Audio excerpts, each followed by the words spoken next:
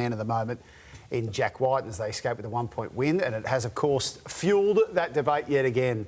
Does the system need tweaking as to player movements throughout the season and off-season as well? Where do you sit on this one, Gus? Well, I've been saying for many, many years that the movement of players in between clubs and the system that we have at present is flawed because it gives all power to player managers, all power to players, no power to clubs, and it is unsavoury for the fans, the people who support our game, the way that it's done. There has to be a system put in place of movement of players, negotiating periods, or the way in which players register to put themselves on the market to go to other clubs, whether it be through auction, whether it be through draft or what have you. There's two parts to this. That's the movement of players who are currently playing in the NRL competition, who are under contract, and then find themselves coming off contract and either want to change, want to take a higher bid, want to go to another team to play at a different position, want to go and play for another coach, etc., etc., etc. There is no governance around that. There is no system around that in place, which, you know, we all work under the system I had, and we've all signed players 12 months in advance, all right, because that's the system. And if you want to get the best players, you've got to get in early, and managers are talking to you 12 months prior to that, 12 months before they're allowed to be talking to you. They're coming around and saying, look, preempt this and preempt that. You know, so the system is totally flawed.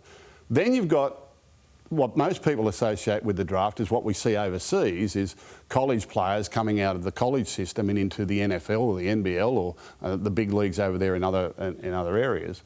That's an external draft. That's for young players that come through a system. Now, our country is not set up for an external draft because the development is actually done by the clubs themselves.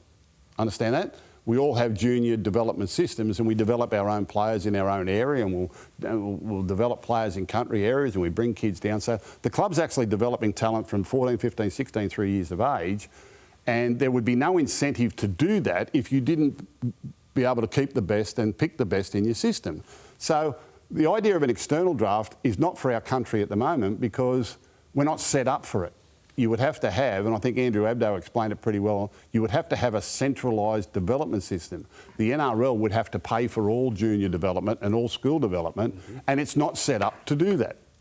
It's just not. And the best people to develop NRL talent are NRL clubs. Therefore, if we develop kids from 14, 15, 16 years of age, hoping that they become a part of your club, become attached to your club, build the culture of your club, build a relationship together so they play together for years and years at your club, that's not possible under an external draft, all right? And that's not how our country was brought up. That's not how our system works. It's not how the junior rugby league system works, the volunteer system works, or anything like that. But the internal draft of players playing within the NRL who come off contract, all right? And we had that famous case years ago where Daly Cherry Evans took an extraordinary offer to go to the Gold Coast Titans and backflipped sometime after that because he realised he really wanted to stay with Manly.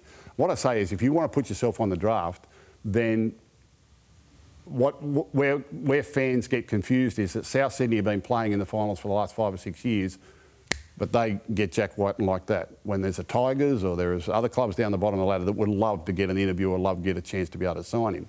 Without a draft system, that's not going to happen unless they pay extraordinary money over and above, and that can hurt their salary cap down the track. Am I making sense in what I'm saying? So I don't understand the problem here. I think it's professional sport.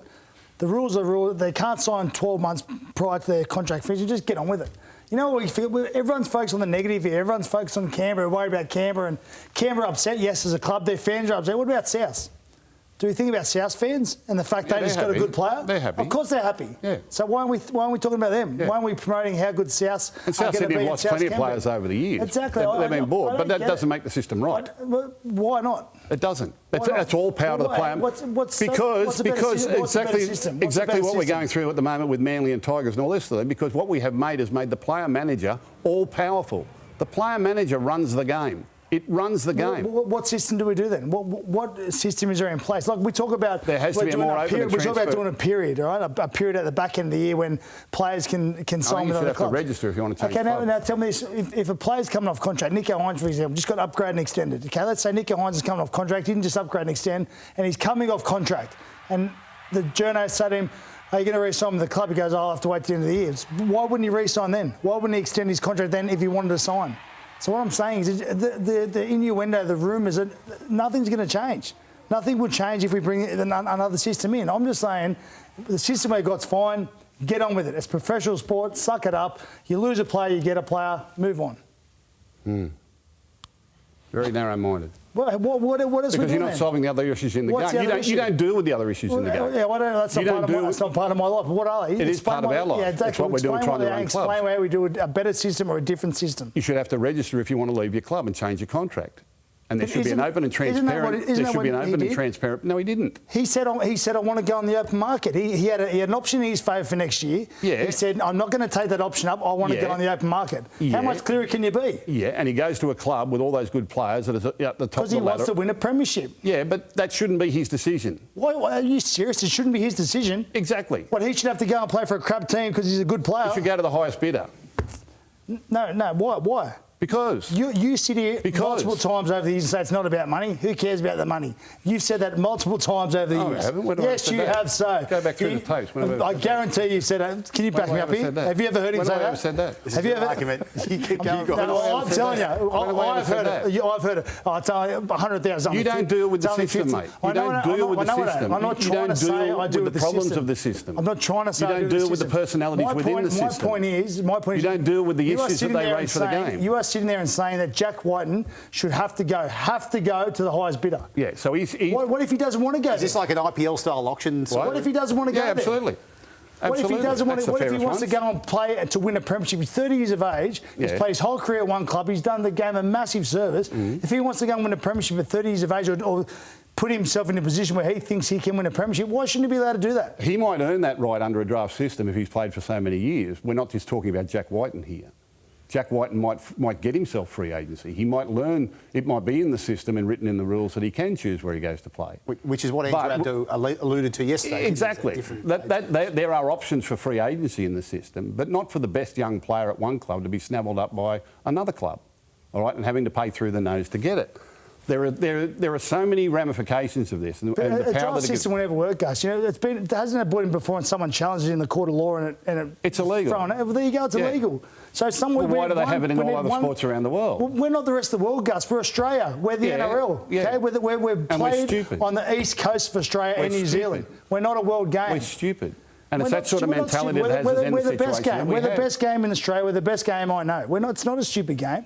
And as you said, we're not a circus. We're a circus. It's illegal. The draft is illegal, and so it would take one person to challenge it, and it's all over, done for anyone. All right, so you negotiate with the players that they'll accept the draft. And they'll accept with it. It should be part of the negotiation process. And a lot of them will, because the RPA are standing above it all, and the player will think, okay, I should agree with the RPA because everyone else is. Until it's time for them to be shipped off somewhere else, and they don't want to go, they challenge it, they win in court. That might have been rules it for everyone. That might have been a problem 30 years ago. It's not a problem today. Oh, I reckon it would be. Have we answered? They're all great clubs. They're all great clubs. I don't think so. You guys. Well, he sees it from a player's perspective, but you don't deal with the problems in this system. But you don't have to. Because I was a player, Gus, and a player that's all you were. You were a player. No one should have to deal with the rest where they have to go. No one should be told. That's the rules of the competition. They should be. If we make it the rules of the competition. You're watching 100% footy. Like to challenge it. You guys continue at the ad break. There's magic in the air, Gus. That's a far better control. We're heading to